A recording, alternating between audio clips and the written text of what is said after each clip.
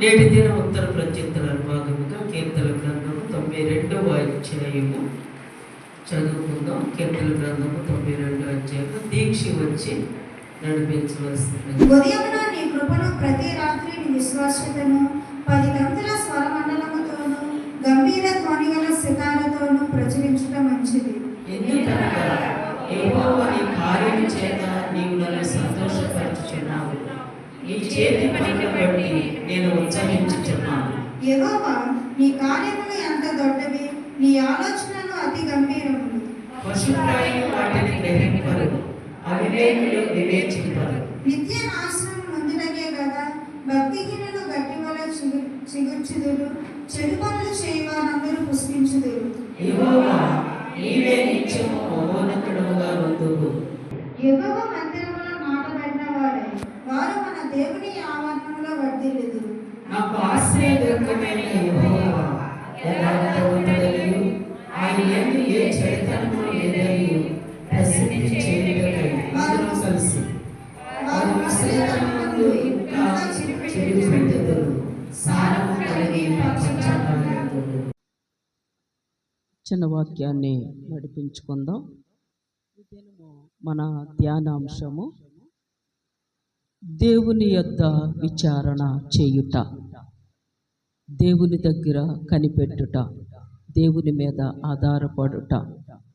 ఎలాంటి క్లిష్ట పరిస్థితులు వచ్చినా, ఎలాంటి సమస్యలు ఎదురైనా దేవుని దగ్గర మనం ఎలా విచారణ చేయాలి, ఎలా కనిపెట్టాలి, ఎలా అడగాలి.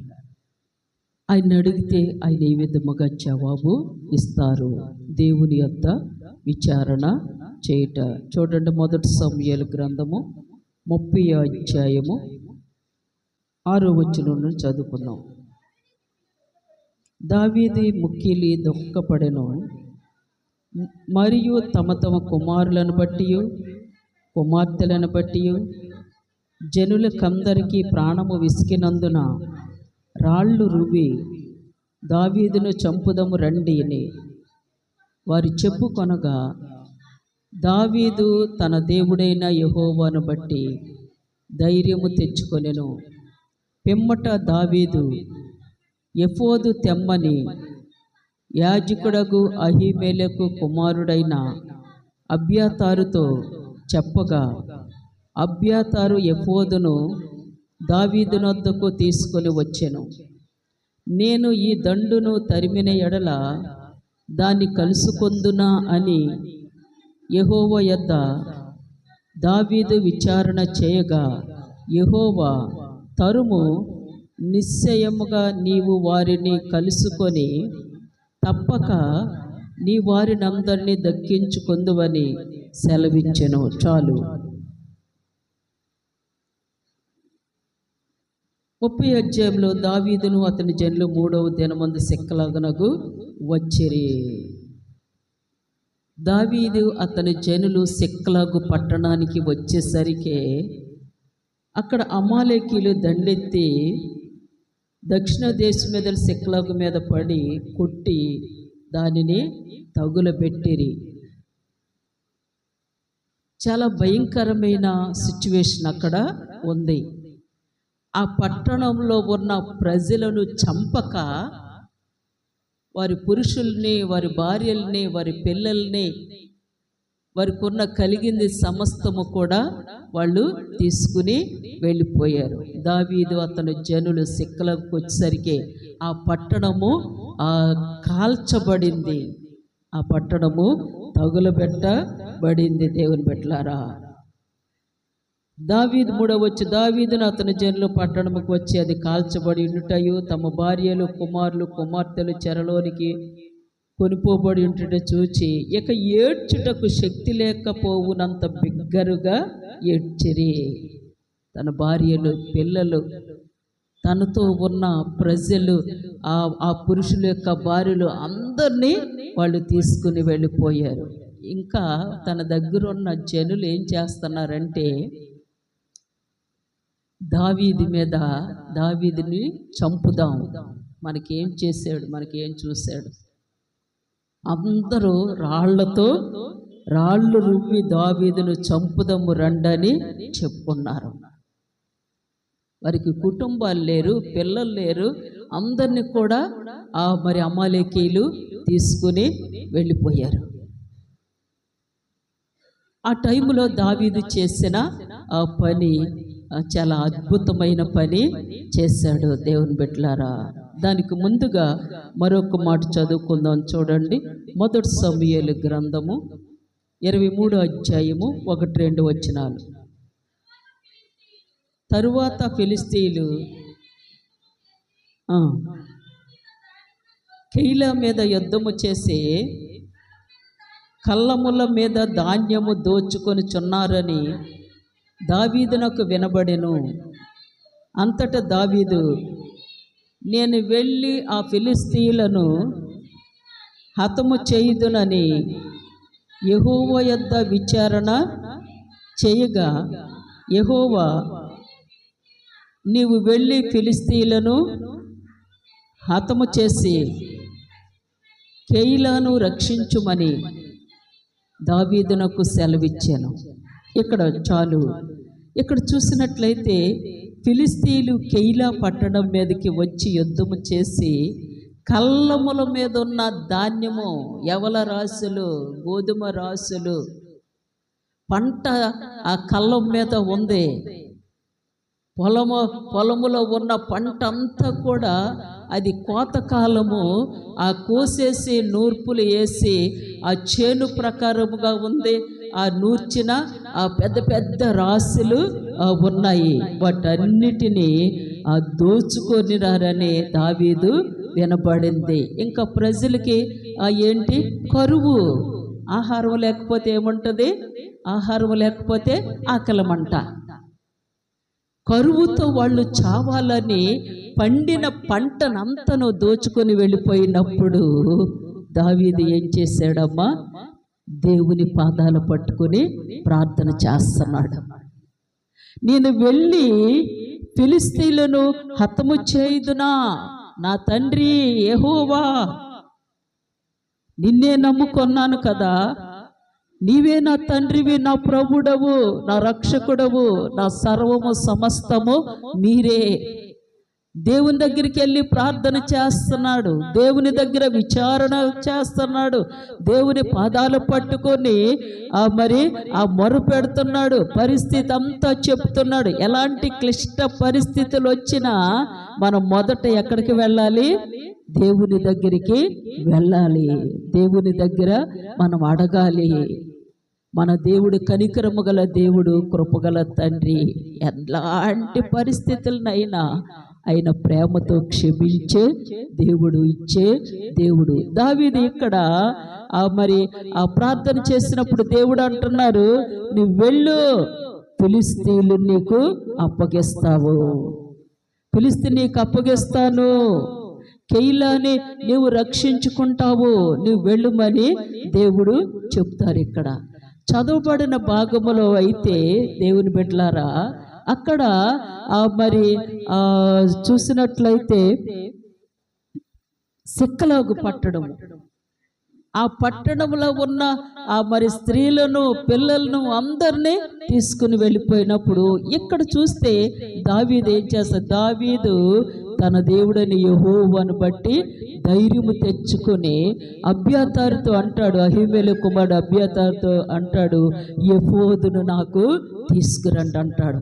అక్కడ చూస్తే ప్రార్థన, వెంటనే ప్రార్థన కోరాడు. ఇక్కడేమో ఎఫోదు కావాలంటాడు. ఎఫోదు ధరించుకుని, అది యాజకులు ధరించుకునే ఆ వస్తువు, అది యాజకులు ధరించుకునే వస్త్రం అది. అంటే ఇక్కడ ముందు కెయీలా విషయములో దావీదు వెంటనే దేవుని దగ్గరికి వెళ్ళాడు. ఇక్కడైతే ఎఫోదుగా, ఇక్కడైతే ఇంకా విరిగి నలిగి కృంగి ఇంకా చాలా వేదనతో ఉన్నప్పుడు ఇంకా మరి ఆ బాధ అది తట్టుకోలేని పరిస్థితి అన్నమాట. ప్రార్థనలో చాలా రకాలు ఉంటాయి. మామూలుగా ప్రార్థన చేసుకుంటావు, కొంచెం భారంగా ప్రార్థన చేసుకుంటావు, దేవుని మీద ఆధారపడి ప్రార్థన చేసుకుంటావు, చివరికి నాకెవరో లేరయ్యా, ఈ పరిస్థితిలో నన్ను రక్షించేది, నన్ను కాపాడేది, నాకు సహాయం చేయడానికి నాకెవరూ లేరు. ఉపవాస దినములు ప్రకటించుకుంటావు. ఇంకా ఆ పరిస్థితి తట్టుకోలేక ఇటేమో ఆ ప్రజలేమో దావీదుని రాళ్లతో రువ్వి చంపుదామని మరి ఇంకా రెడీ అయిపోయారు. అటేమో ఆ భార్యలు పిల్లలు వీళ్ళు లేరు. అలాగే తనతో ఉన్న ఆ జనుల యొక్క ఆ భార్యలు పిల్లలు అందరినీ కూడా తీసుకుని వెళ్ళిపోయారు అమాలేకీయులు. ఆ పరిస్థితులు దావీదు కంటమా ఏడ్చుటకు శక్తి లేదంట. హల్లెలూయా. ఏంటి? ఏడ్చుటకు శక్తి లేక తన కృంగిన స్థితిలో, తన వేదన స్థితిలో, తన బాధ స్థితిలో ఇంకా ఎందుకు ఈ జీవితము, నా తండ్రి ఏం చేసినా ఆయన చిత్తమే, ఎఫోదు కోరుకుంటున్నాడు, ఎఫోదు ధరించుకుంటున్నాడు.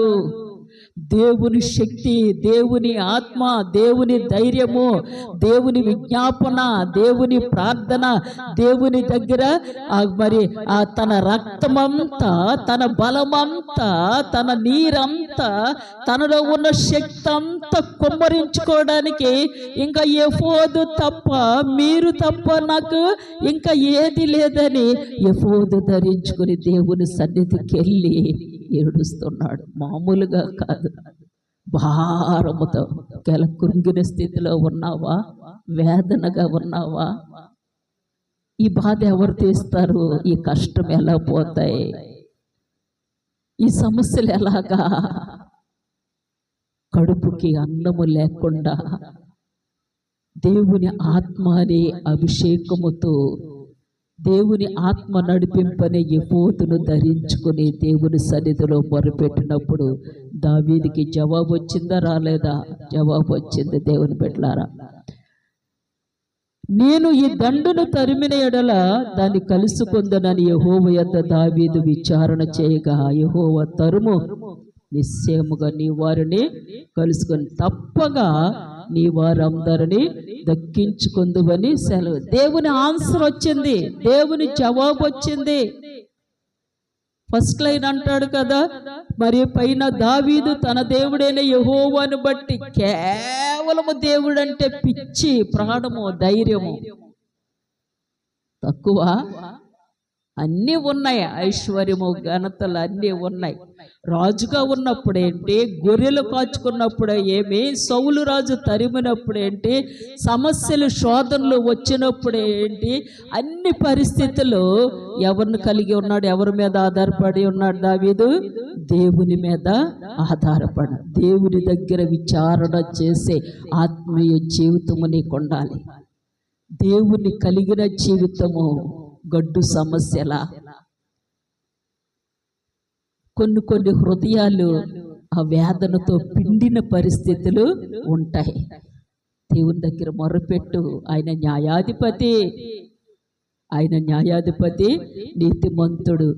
మరి అక్కడ ఆ కెయిలా విషయములో వెంటనే ఆ దేవుని దగ్గరికి వెళ్ళాడు, ప్రార్థన చేశాడు, పొందుకున్నాడు, విచారణ చేశాడు. ఇక్కడ చూస్తే అబ్యాతారుతో అన్నాడు, యాజకుడైన అబ్యాతారుతో, ఎఫోదు తీసుకురా, ఎందుకంటే నేను కృంగిన స్థితిలో ఉన్నాను, చాలా వేదనగా ఉన్నాను, నాకు ఇంకా శక్తి లేదు, ఏడ్చుటకు శక్తి లేదు.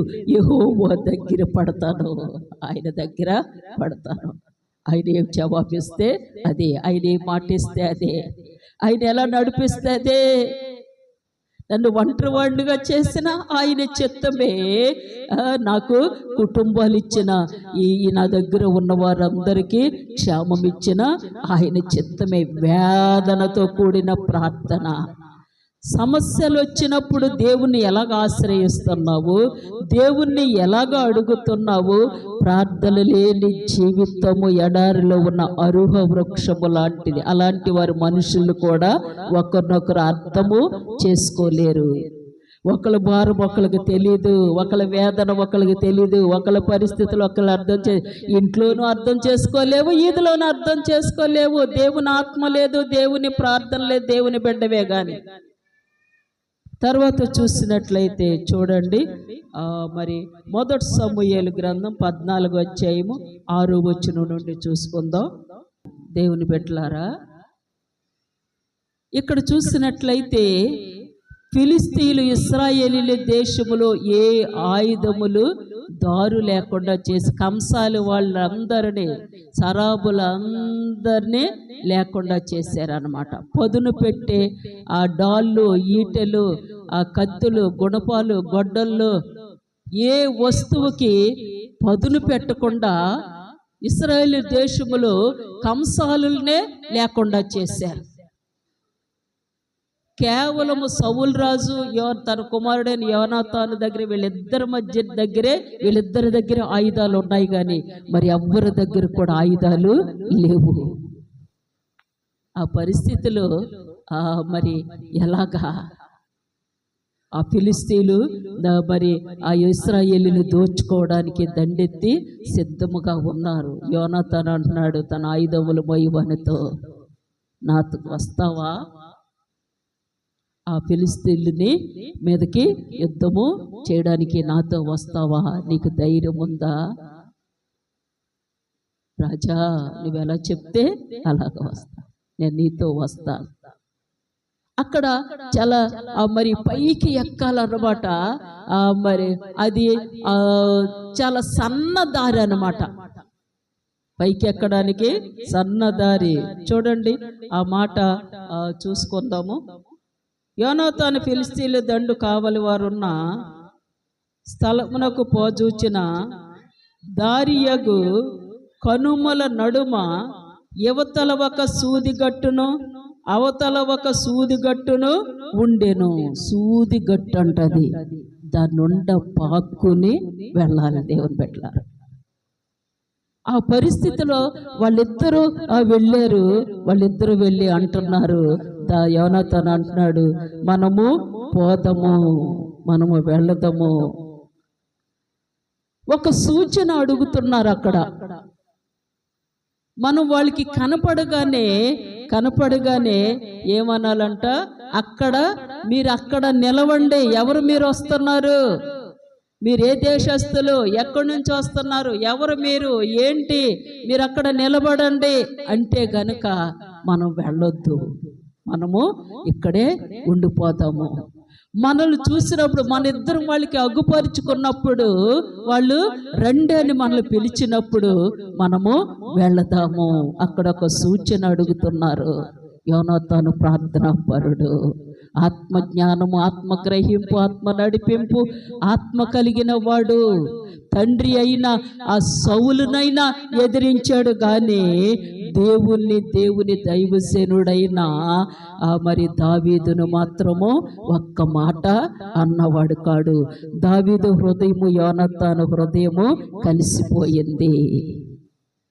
దైవజనులు ఆత్మతో నింపబడ్డారని నువ్వు గ్రహించినప్పుడు నీ హృదయము, నీ ఆత్మ దైవజనుల హృదయంతో కలిసిపోద్ది. వాళ్ళు ప్రార్థనతో ఏకీభవిస్తావు, వాళ్ళు వాక్యము శ్రద్ధగా వింటావు. వాళ్ళు ప్రార్థనలు ప్రకటించినప్పుడు పరుగులెడతాయి నీ పాదాలు, నీ హృదయము పరిగెడుతుంది, నీ శరీరం పరిగెడుతుంది, నీ పాదాలు పరిగెడతాయి. దేవుడు కావాలి, నాకు దైవజనులు కావాలి, మరణము వరకు నా దైవజనులు నన్ను మోస్తారు. వాళ్ళిరువురు ప్రార్థించుకొని దేవునికి అప్పగించుకొని వెళ్ళినప్పుడు అక్కడున్నవారు, ఎవరు వీళ్ళు సూది బెజ్జము లాంటి మరి ఆ దారిలో నుంచి పైకెక్కి వచ్చి ఉన్నారు. ఎవరు వీళ్ళని చూడగానే మా దగ్గరికి రండి అంటున్నారంట వాళ్ళు. హల్లెలూయా, మా దగ్గరికి రండి. రమ్మని పిలవగానే ఆయుధాలు, నువ్వు రెడీయా అన్నారంటే యోనాతాను, ఓకే నేను రెడీ, ఆయుధాలు, నా ఆయుధము నాకు తీసివు. నా శత్రువుల్ని, మన శత్రువులు మనము హతము చేసే సమయము దగ్గరికి వచ్చింది. ఆయుధాలు మోయేవాడు ఆ ఆయుధాలు తీసి యోనాతానికి ఇవ్వడము జరిగింది. ఏంటి ఆ ఆయుధాలు? సర్వాంగ కవచాలు. దేవుని పెట్టారా, దేవుని ఆయుధం ఉంటే నీకు ధైర్యము. దావీదు అంటాడు కదా, కేవలం ఆయన బట్టే నాకు ధైర్యం, ఆయన ఒక్కరుంటే చాలు. నీ పరిస్థితులు మారుస్తారు, నీ అవసరతలు తీరుస్తారు, నీ సమస్తము కూడా ఆయన తోడయుండి నడిపిస్తారు. ఆయుధాలు, మనకు ఆయుధాలు ఎక్కడ ఉన్నాయమ్మా? జీవ గ్రంథంలో ఉన్నాయి ఆయన ఆయుధాలు.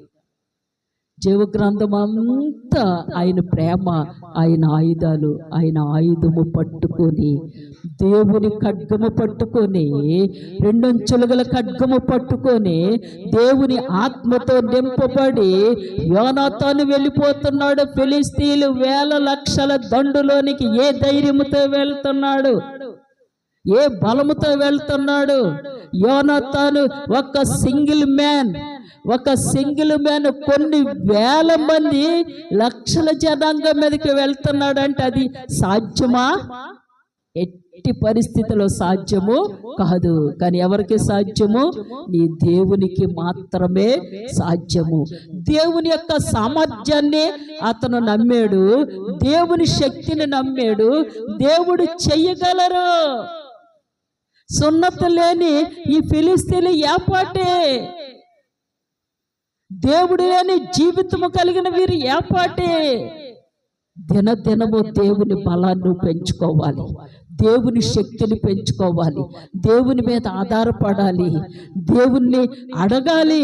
దేవుని బిడ్డలారా, దేవుణ్ణి అడిగినప్పుడు ఆయన శక్తిమంతుడు, అవసరతలు తీర్చే దేవుడు. దేవుని బిడ్డలారా అంటాడు యోనాతాను, నా వెనుక రమ్ము, యెహోవా ఇశ్రాయేలు చేతికి వారికి అప్పగించిన తన ఆయుధములు మోయవానితో చెప్తాడు. దేవుని బిడ్డ, నా వెనుక రమ్ము. ఆ వెనక నిలబడ్డాడంతే. దేవుని బిడ్డ, సేవకుని వెనకాతల నువ్వు నిలబడుతున్నావా? దైవజనుడి వెనకాతల ప్రార్థన సపోర్ట్ ఇస్తున్నావా? ఆత్మీయ జీవితం కలిగి ఉన్నావా? సౌలు రాజు మాటికి దావీదుని చంపాలని ప్రయత్నం చేస్తున్నా యోనాతాను సహకరించాడా? నీ రాజ్యాన్ని తీసేసుకుంటాడురా, అది ఆగడగొడ్డు దాని కొడుకాడు. ఆడెవడో బూతులు తిడతాడు, పనికి మాలిన వాడవు నువ్వు. ఆ తల్లి, ఆ యోనాతాను తల్లి మానాన్ని మరి తిడతాడు, తల్లిని తిడతాడు, మరి పనికిమాలిగా చాలా చెడ్డ మాటలు ఆడతాడు. ఎన్ని మాటలాడినా, తండ్రి నేను యోనాతాన్ని, దావీదుని నేను విడిచిపెట్టను. దావీదులో దేవుని ఆత్మ ఉంది. రోషము కలిగిన వాడు, ప్రార్థన పరుడు, దేవుని కోసం బ్రతికినవాడు, దేవుని కోసం జీవిస్తున్నవాడు. నేను దావీదుని విడిచిపెట్టను. అయితే నన్ను విడిచిపెట్టేస్తావా?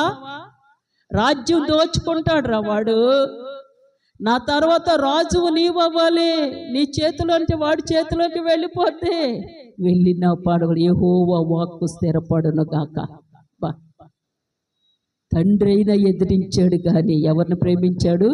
దైవజనుడిని ప్రేమించాడు. దైవజనుడి చేతిలోనే ఉన్నాయి నీ ఆశీర్వాదము. దైవజనుల పాదాల దగ్గరే నీకున్నాయి దీవెనలు, ఆశీర్వాదం. వాళ్ళు నోట్లోనే ఉన్నాయి. వాళ్ళు దీవించమంటే నువ్వు దీవించబడతాయి. వాళ్ళు శపిస్తే నీకు జీవితమే లేదు. అబ్రహాంతో దేవుడు ఏమంటారు?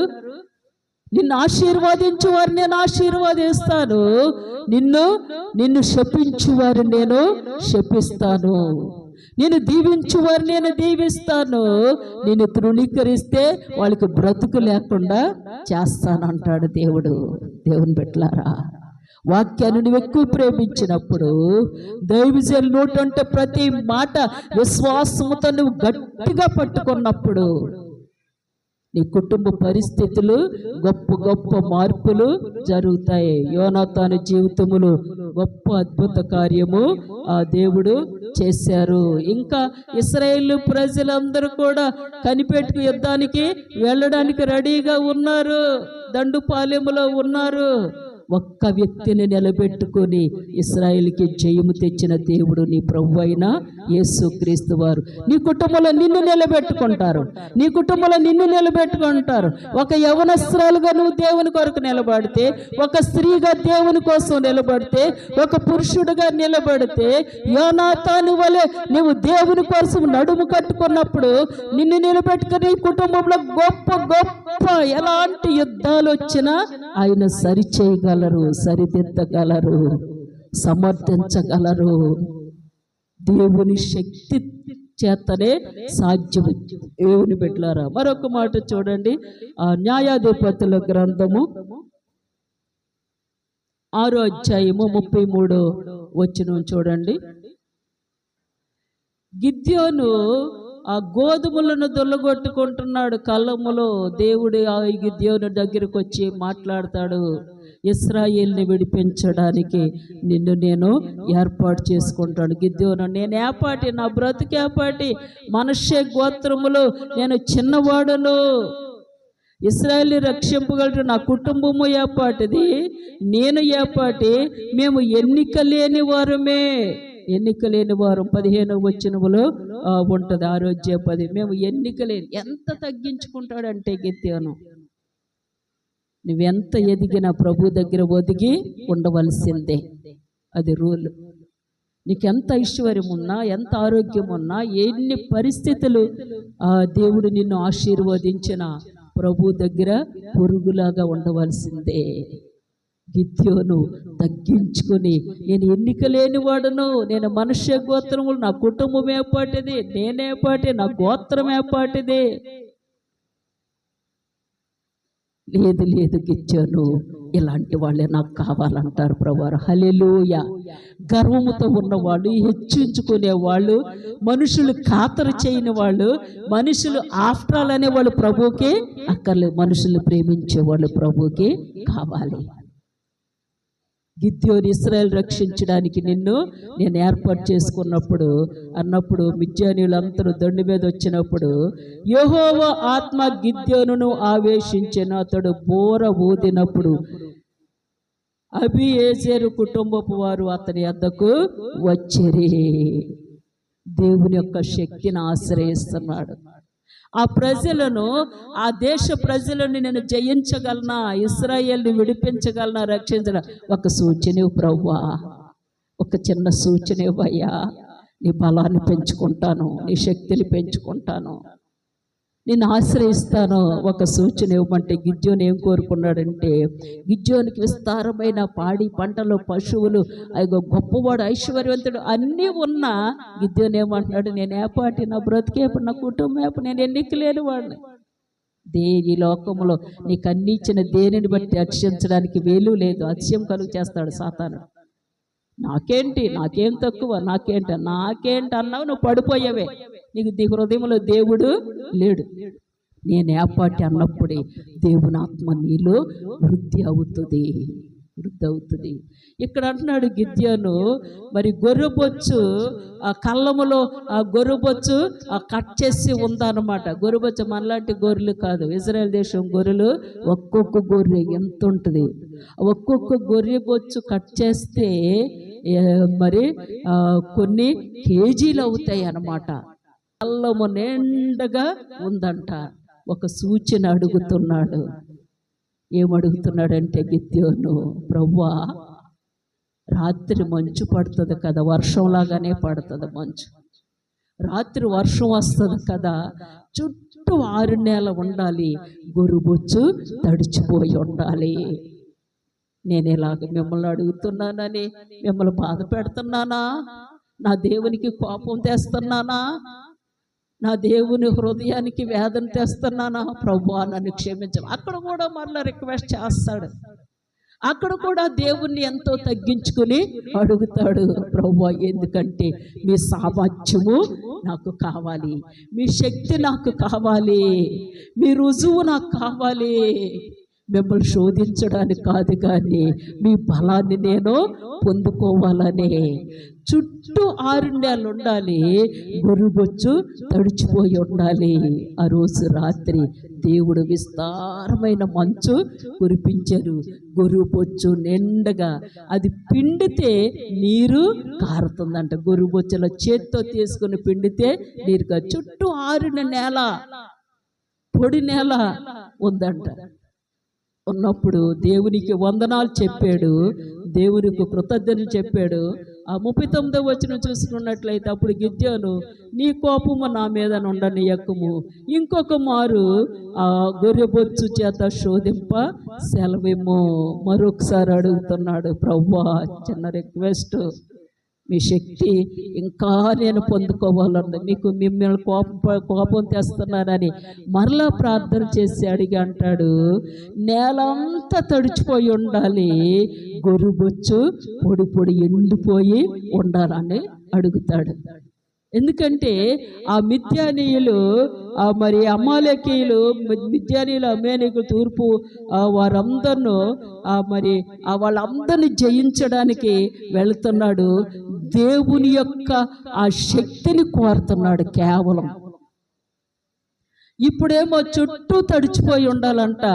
ఆ గొర్రెబొచ్చు కళ్ళములో విస్తార పెద్ద గొట్ట వేసి ఉంది కళ్ళం నిండుగా, అది మాత్రం పొడిగా ఉండాలంట. ప్రభువా నన్ను క్షమించి, మీ కోపం రేపుతున్నానేమో అని రిక్వెస్ట్గా అది మరలా అడుగుతారు. ఓకే గిద్యోను, బా ఇవి ఎంత తగ్గించుకుని అడుగుతున్నావు, నా సామర్థ్యాన్ని చూపిస్తాను, నా శక్తి మహిమ ప్రభావములు చూపిస్తాను, నేను ఎంత గొప్ప దేవుడిని నీకు రుజువుపరుస్తాను, నీ ప్రార్థన నేను అంగీకరించి నిన్ను గౌరవిస్తున్నాను గిద్యోను. ఎందుకంటే నీ తగ్గింపే నీకు ఆశీర్వాదముగా నేను ఇస్తున్నాను. ఉదయం వెళ్ళి చూశాడంట, చుట్టూ నీరు పారుతుంది, మంచు వర్షం, చుట్టూ నీరు. గొర్రెబొచ్చు పొడిగా ఒక్క డ్రాప్ అయినా గొర్రెబొచ్చు అంటే ఎంత కాదు, పెద్ద కళ్ళం, 1 ఎకరం కళ్ళం ఉండొచ్చు. అదంతా కూడా పొడిగా ఉంది. ఇలా గొర్రెబొచ్చు తీస్తుంటే అది ఎగిరిపోతుంది, రాలిపోతుంది, చుట్టూ ఏముంది, నీరు పారుతుంది. అబ్బా నా దేవుడు నాకు తోడై ఉన్నాడు, నా దేవుడు నా ప్రార్థన అంగీకరించారు. ఇజ్రాయేల్ ప్రజలు రక్షించడానికి అల్పుడిని దేవుడు వాడుకోబోతున్నారు. సాష్టాంగపడి నమస్కారము చేస్తాడు, సాష్టాంగపడి నమస్కారం చేస్తాడు. మీ శక్తితో, మీ బలముతో నేను యుద్ధానికి వెళతాను ప్రభా, బయలుదేరతాడు. దేవుని బిడ్డలారా, దేవుని శక్తితో నీ కుటుంబ సమస్యలు ఎదుర్కొంటావా? దేవుని ఆత్మతో, దేవుని ప్రేమతో, దేవుని ప్రార్థనతో, దేవుని మోకాళ్ళతో మోకరించి అడిగి నీ కుటుంబాన్ని నువ్వు అర్థం చేసుకుంటావా? కుటుంబాలనే నువ్వు అర్థం చేసుకున్నప్పుడు నీ దేవుణ్ణి వెలగా అర్థం చేసుకుంటావు. నీ దేవుడు నీలో ఉంటే నీ సంఘాన్ని అర్థం చేసుకుంటావు, నీ భర్తను అర్థం చేసుకుంటావు, నీ పిల్లల్ని అర్థం చేసుకుంటావు, పిల్లల తల్లిదండ్రులను అర్థం చేసుకుంటారు. దీనికి అంతటికి మూలము దేవుని ఆత్మ. దేవుని బిడ్డలారా, గిద్యోను గొప్ప విజయం పొందాడు, దేవుని అడిగింది ఇచ్చాడు. చివరిగా చిన్న మాట చదువుకొని ముగించేసుకుందాం. ఆదికాండము 24వ అధ్యాయము 11వ వచనం. చిత్తగించుము, నేను ఈ నీళ్ల ఊట యొద్ద నిలుచుచున్నాను, ఈ ఊరి వారి పిల్లలు నీళ్లు చేదుకొనుటకు వచ్చుచున్నారు, కాబట్టి నీవు దయచేసి ఈ కడవను వంచుమని నేను చెప్పగా, నీవు త్రాగుము, నీ ఒంటెలకును నీళ్లు పెట్టుదనని ఏ చిన్నది చెప్పునో ఆమె నీ సేవకుడైన ఇస్సాకు కొరకు నీవు నియమించినదే యుండును గాక. అందువలన నీవు నా యజమానుని మీద అనుగ్రహము చూపితివని తెలుసుకొందుననెను. చాలు. ఒంటెల్ని ఎలియాజరు కూడా మోకరించారంట. ఎలియాజరు మోకరించి ప్రార్థన చేస్తున్నాడు. తన 10 ఒంటెలను కూడా మోకరింప చేశాడంట. నోరు లేని చెవులు కూడా ఎలియాజరు మాట, దేవుని మాట విన్నాయి. మోకరించి ప్రార్థన చేస్తున్నాడు. ఇదిగో ఈ ఊర్లోకి వచ్చేస్తున్నాం ప్రభువా, హారానుకు వచ్చేసాము, ఈ పొలిమేరలో ఉన్నాము, ఇక్కడ పెద్ద బావి ఉంది, ఈ నీళ్లు చేదుకుంటకు అనేక మంది స్త్రీలు వస్తున్నారు. దేవునితో మాట్లాడుతున్నాడు ఎలియాజరు. అబ్రహాము దాసుడైన ఎలియాజరు అబ్రహాము కుమారుడైన ఇస్సాకు వివాహ సంబంధానికి వెళుతున్నాడు. తన యజమానుడు పంపిస్తున్నాడు. అబ్రహాము తొడ మీద మరి చెయ్యి పెట్టుకుని ఎలియాజరు చెయ్యి వేసి అబ్రహాము ప్రమాణము చేయించి మరి పంపించి ఉన్నాడు. నమ్మకమైన వాడు, యథార్థమైన వాడు వెళ్ళిన తర్వాత ఆ ఊరు పొలిమేరలకు వచ్చిన తర్వాత మోకరించి ప్రార్థన చేస్తున్నాడు. ప్రభువా యెహోవా, నేను చిన్న మాట రిక్వెస్ట్ చేస్తున్నాను, నన్ను అంగీకరించండి.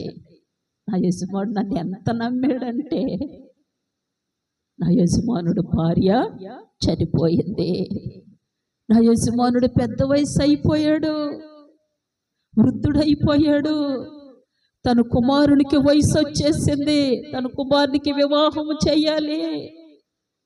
నేను ఏపాటయ్యా, నేను ఏపాట. ఎంతో మంది ఉన్నారు తన పనివారు, కానీ నన్ను నమ్మి పంపించాడు. మీ పాదాలు పట్టుకుంటున్నాను. ఇక్కడ ఎలియాజరు అంటాడు, అబ్రహాము దాసుడు ఆ పొలిమేరలో ఆ బావి దగ్గర కొంచెం దూరంలో మోకరించి, ఈ బావి దగ్గరికి అనేక మంది స్త్రీలు కన్యకలు నీళ్లు తోడుకోవడానికి వస్తున్నారు.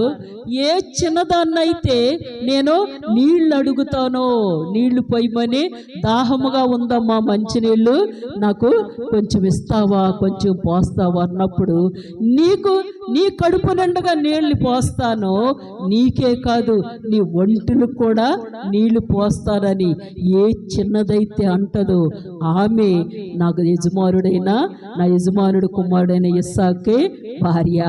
దేవా యెహోవా, ఈ సూచన నాకు చూపించవా, ఈ కార్యం మీరు చేయరా?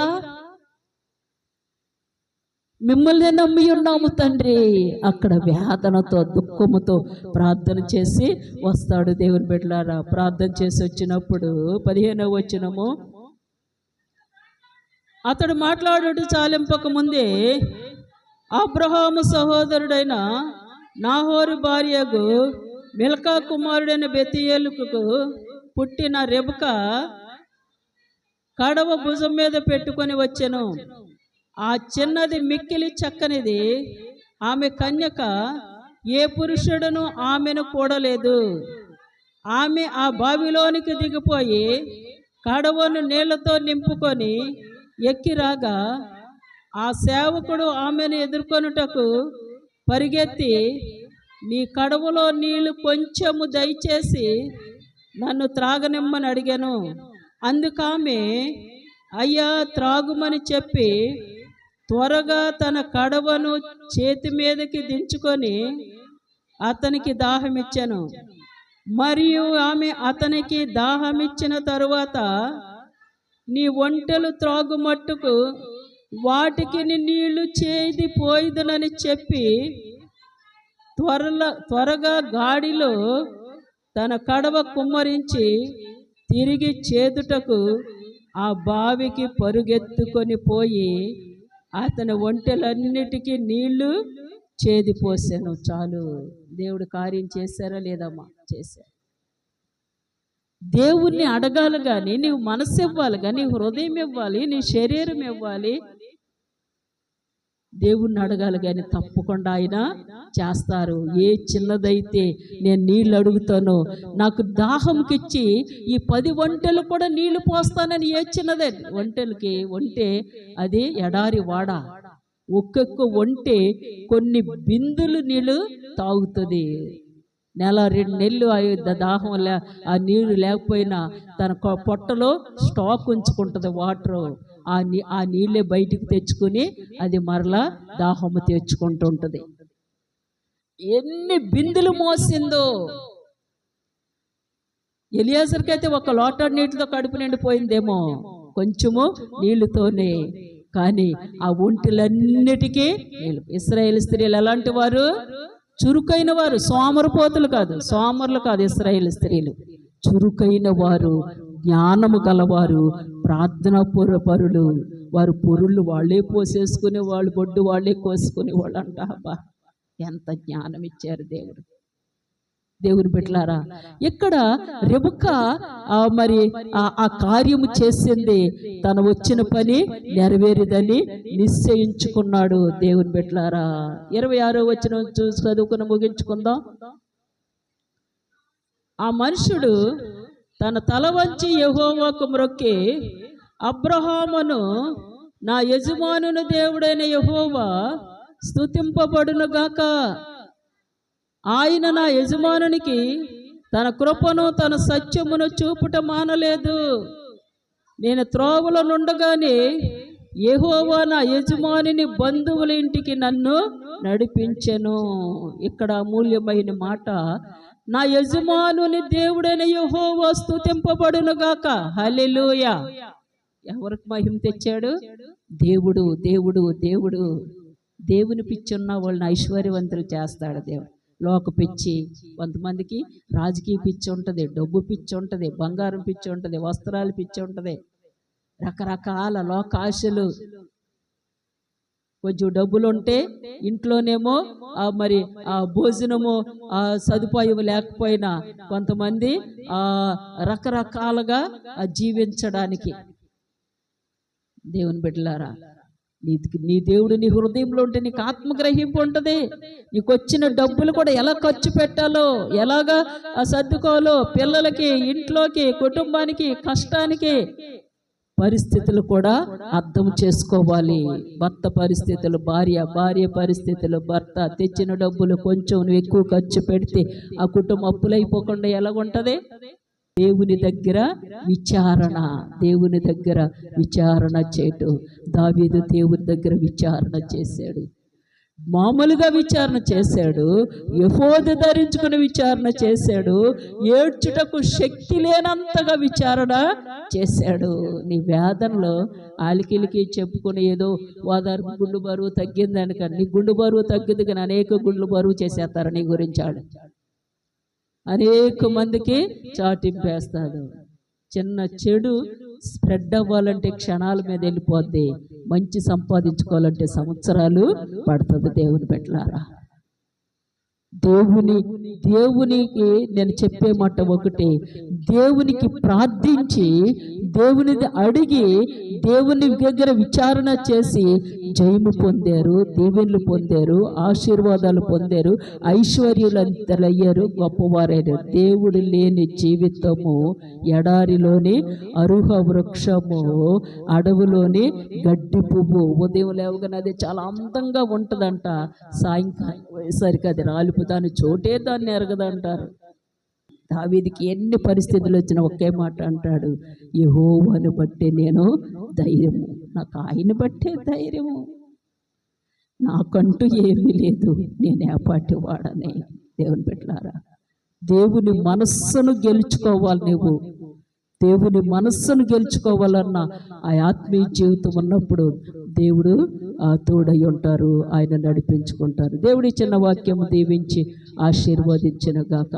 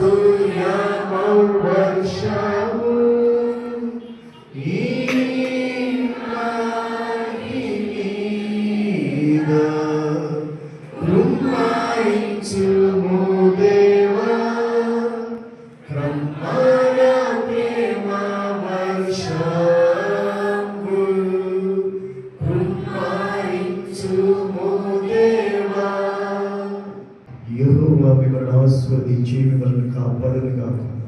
యేసుక్రీస్తు ప్రభువు తన సన్నిధిని మీ మీద ప్రకాశింపజేసి మిమ్మల్ని కరుణించును గాక. పరిశుద్ధాత్మ దేవుడు తన సన్నిధిని మీ మీద ఉదయింపజేసి మీకు సమాధానము కలుగు చేయును గాక. ఆమేన్, ఆమేన్.